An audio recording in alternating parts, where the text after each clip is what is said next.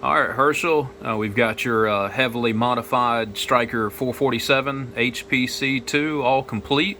Very, very custom radio with lots of options. So I'm going to try to remember them all and explain them here. We've got a full tune-out done to the radio, full tune and alignment, like comes with all of our radios. We have an upgraded echo board with modifications done to the echo board. You chose the option to do the echo board out the face, so this is the perfect adjustment for the echo. You can alter off this slightly, but you'll have this video for a reference. 12 o'clock on the amount control, the amount of echo that you add with your voice. And then the back control down there, if you can see it okay, it looks like about 8 o'clock, 7:30, 8 o'clock on the back control for the delay. And we've got it set to just kind of mix properly, not to compete with your voice, but to fill it up, make it fuller and stronger and sound better. After the upgraded echo board, we have a Hifi transmit done to the entire audio chain, so we can pass a widened frequency response for a fuller, bassier, heavier sound. We have the same done to the receiver. We got Hifi receive with an upgraded filter. The receiver sounds incredible on these 447s with that Hifi receive, and I may try to demonstrate that in the video. What else do we have done? We have upgraded finals done to the radio. We have a 5-band internal equalizer. It has modifications done to it to increase gain and get better bandwidth. Other than that, what else do we have? We have a tone control on the side of the radio. We just labeled it as treble and bass for you. So if you move to the left, that's more treble. If you move to the right, it's going to be more bass. So we've got it somewhere just slightly below the 12 o'clock position there. Right here, we have a monitor hookup. So that can be a little complex to explain, but I'll do my best. So basically we have a relay hooked up inside of this radio here that as soon as we key the microphone, the relay swaps the sample over to the monitor radio. So what that allows us to do is we can plug in our cables here. We can have our normal MP3 circuit plugged into the phone to record people over the air. And then the relay, everything is tied to this relay. So this monitor hookup, what we'll do is we'll plug in a cable from this monitor over to the external speaker jack on my monitor radio. And then we'll plug in our headphones over here on the side, and everything is swapped with that relay. So as soon as I key that microphone, I go from listening to my receiver on this radio to listening to my audio over the monitor radio through this headphone jack. So I'm not even listening to myself in talkback, I'm listening to myself on the other receiver, and the same for the recording. So this monitor allows us to have the tap off the external speaker from the monitor radio. The MP3 and the headphones is all wired to the relay to do all the swap over, so that way you're recording others line level and you record yourself line level on a complete separate receiver. So both is true line level, just like it sounds over the air. So it makes for a really quality recording.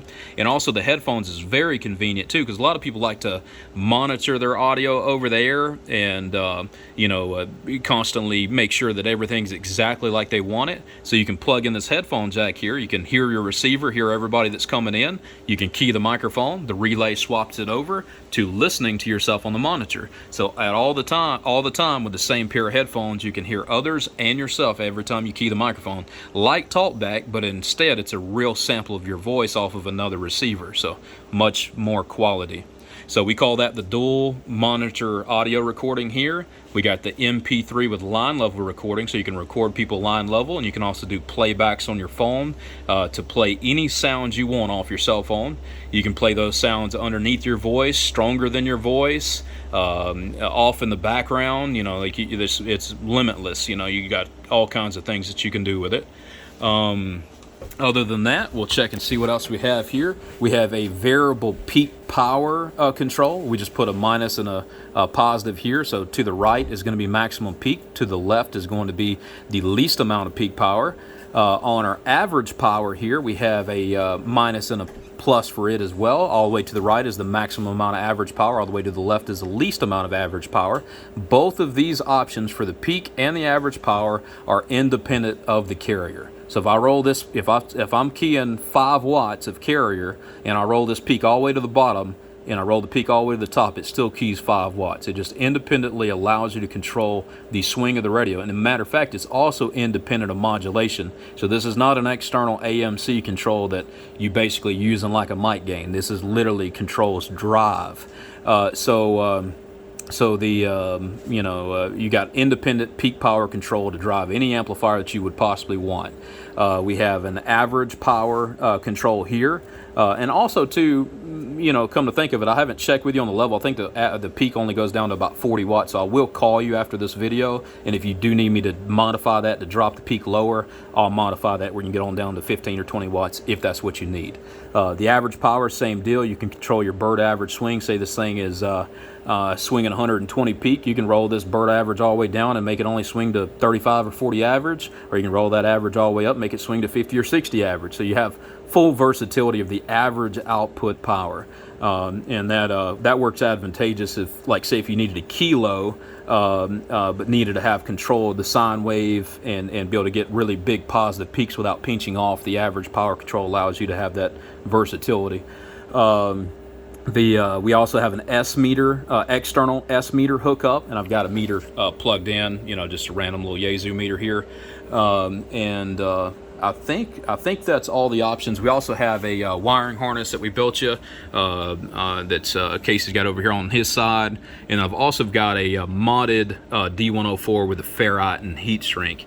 I do believe that is all your options. It's possible I could be missing one because you have definitely decked this thing out. So we're going to go ahead and check out the output, and we'll see what it sounds like. And if I got any kind of skip, doesn't look like I got much looking at my monitor up there, then we may do like an on-air test too. But looks like skip's kind of settled on down. All right, so we'll look at the output first on the Dosi, like I do in all my videos here. We'll key it up, and we'll modulate it. We're modulating to 131 peak watts. You're hearing the tone come through my headphones, so what I'm going to do, just simply, I'm just going to unplug those headphones so we don't have to listen to that, and we'll modulate that one more time. We're doing 131 peak, which is great numbers. We'll look at our bird average on the 100 watt slug, looking at about 54 bird or so, which is great average numbers. The the bigger slug, we'll look at it on peak here and see what we have. Top scale 250 watt slug, we are producing 150 peak watts, which is fantastic numbers on a bird 4314. LP100A, we'll check out our peak power there, see what we have. Looking at just a touch over 161 watts. We'll look at our spectral purity on the spectrum analyzer. Everything is super clean, just like it should be. So it's doing great. Other than that, that shows the output. Oh, I guess I can go ahead and show where the peak power does go down to. So I'll take this peak all the way down here. I'll take the average power control and move it all the way down, and then I'll take the variable power control and we'll cut it all the way down too. Alright, so it's going to beat the 20 scale, so I'll just go ahead and modulate here. It looks like right at 40 watts peak is what we are capable of cutting down to. And if I put a smaller slug in here, put a 25 watt slug, and see what that bird average goes down to, so you can tell me if that's going to be low enough for you or not. So it looks like about 12 bird. So 12 bird average and 40 peak watts is as low as we can drop it all down to. So I'll check with you and make sure that's low enough, and if it's not for any reason, we will change that. I'm going to go over the placement of these cables. Even though I've already done that a little bit, I'm going to do it one more time because this is questions that, with all these options, a lot of people will wind up asking because it is a lot to take in. So right here we got a monitor. Monitor stands for monitor radio, so the MON. We have a cable here, that's going to go from that monitor hookup, kind of goes down and around here, and it literally plugs into the back of the external speaker jack on this radio. That's where you hook up your monitor hookup. The only thing you'd want to make sure is that your power's on, you're on the same channel. You can hook up like a dummy load or some kind of load to the radio just so it isn't like an open short and making a buzz in your receiver. And then you're just going to adjust the volume to a reasonable listening level. Mine's fairly low, it's definitely not very high as far as the volume goes. The next cable is going to be your MP3 cord. You'll know which one that is because it's going to have the big old ferrite on here. I just do that to protect it from RF because it is it has the playback circuit, which is tied directly to your audio traces there, so it can be sensitive to RF. So I put a ferrite on there to desensitize it. That is the MP3 hookup. That cable will go and plug directly into your phone. So this is the hookup that is going to go plugged into your phone. The other hookup, again, is going to go to the external speaker jack of whatever receiver radio you would like to use. The headphone jack's pretty self-explanatory. You just plug in whatever pair of headphones you want to use. These are, I think, Measy Audio in-ear headphones. Are very, very good in-ear headphones. We've done a lot of headphone testing. The other hookup's just an external S meter. That's pretty self-explanatory as well. And then we got the peak and the average output hookup. So I'm gonna go ahead and roll this peak all the way up. I'll roll the average all the way up here, and I'll go ahead and roll the carrier all the way up. I'll put the mic gain at about 3 or so. It's generally about where I've got the headroom set to perfect level. And we got our bass right now at 11. I don't know if I'll have enough hands to twist that bass around on the test, but I will if we need to. And I guess what I can do is I'll go ahead and just take it down to the bowl for the test, and I'll put this thing on air, and we'll see if there's any kind of skip on there. So let me go ahead and flop over to my antenna, and then I'll go down to channel 6, and Darren flip my bench over on the end. We got that's T-Bird in Michigan. He's a 10/8 station, you know, good operator. But we have the MFJ box. It's got multiple antenna selections. So, all right, so I've got this up here. I can go ahead and I'll let y'all hear what it sounds like before I go to line level. That'll give like another good example of the line level and the quality of it, you know, how it sounds. And I'll let you just hear it in the speaker. Even in the speaker, this sounds incredible. Yeah, T-Bird might be on his tram, not on his Yazoo. His Yazoo sounds even better, but I'll plug up here and we'll listen to it line level. And then I'm also going to key up. There ain't anybody going to hear me on the Super Bowl barefoot, you know, with the ground plane or my vertical antenna, but I'll key it up here too. But before I do that, before I forget myself, let me move my monitor back down to channel 6. All right, so I'm gonna go ahead and cut this back on, and then I'm gonna plug into the line level, and we'll listen to what I sound like and others sound like line level as well.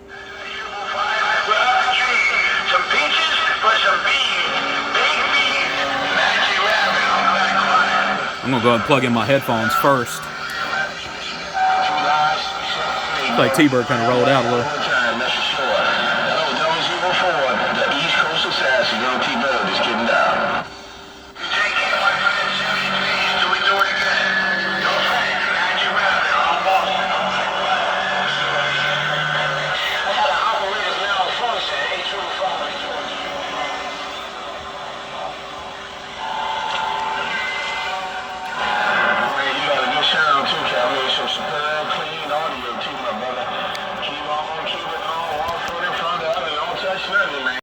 Don't let nobody tell you nothing. Don't touch nothing. Keep it like it is. Take care of 004. I told you so. I go.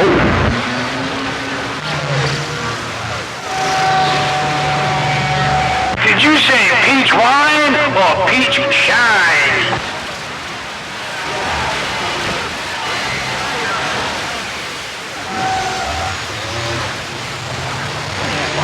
All them peaches out there. Gotta get me some peaches. I gotta move out to the country. Gotta move out to the country so I get myself some peaches. Yeah, man. That's my partner, man. He's a good guy, man. I like what he's doing for the game, man. Sure is, big brother. So tell Mr. Black and Cal make a radio check. Good job. Catch you later, 004. I go. Like my homie T-Bird was in the Great Lakes was actually talking about me up there. He was talking to 004 East Coast Assassin. He was complimenting his audio up there. Appreciate the accolades, T-Bird, even though you cannot hear me. D-Rail just checking out this monitor hookup on this 447.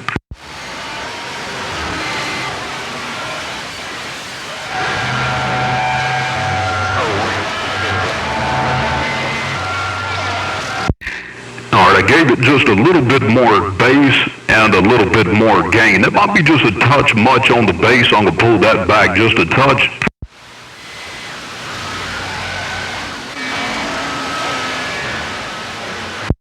Alright, yeah, just a peach back on the bass and just a hair back on the gain too. But anyway, just checking out this Stryker 447. I'm actually over the air transmitting, so it looks like I got a 1-to-1 on the bowl flowing through everything instead of a perfect 1-0 on my dummy load. Hello, 1-2, checking it out right here, break. Y'all need to come to Grand Rapids, take care of 24/7 and the Buckeye. We shouldn't be talking anyway, because you about 200 miles from me, I see you. I could roll around on the tone control a little bit, the bass and treble control. I don't know if I could maybe get the phone to sit here, trying to attempt to do so there. Alright, so now we got a, let's see, maybe you can kind of see what's going on there. But anyway, we're about to, I guess about the 11:30 position. I'll kind of rotate it over here. And you can kind of go real heavy with it and kind of like the range here, or you can kind of go, crazy treble with it and have way too many mids up in there to the point of being a little nasally. Then we can kind of rotate this up in here, and as you get about here to about the this position here, 10 o'clock starts to sound real good here. Hello, 1-2, we're just kind of checking it out right there. Hello, 1-2, breaker, and then we can kind of push a little bit past that, move it out to about 11 or so if we want to be a little more smoother. Move out to 12, about 1 o'clock, 2 o'clock, anywhere in here you start to lose a little bit of your highs, so you might have to bump the mic gain a little bit more to get a little bit more out of it. But I really like it backed off on the mic gain a touch here, and then kind of pulled back and put close to the 12 o'clock position here. Hello, 1-2, it ought to be a good example. Long recording, long video, but I hope it does a fantastic job for you. Herschel, let me get off this key.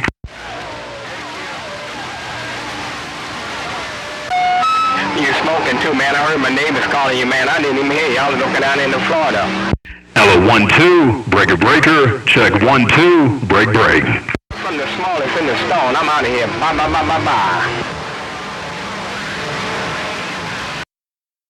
All right, I know that video kind of went on and on for a little bit, but I wanted to give it a good example of what it sounded like, and a good long video here to kind of compare and go back to, and anytime you need to hook it up. Appreciate you, Herschel. Appreciate anybody else watching. Y'all take care now. D-Rail is out of here.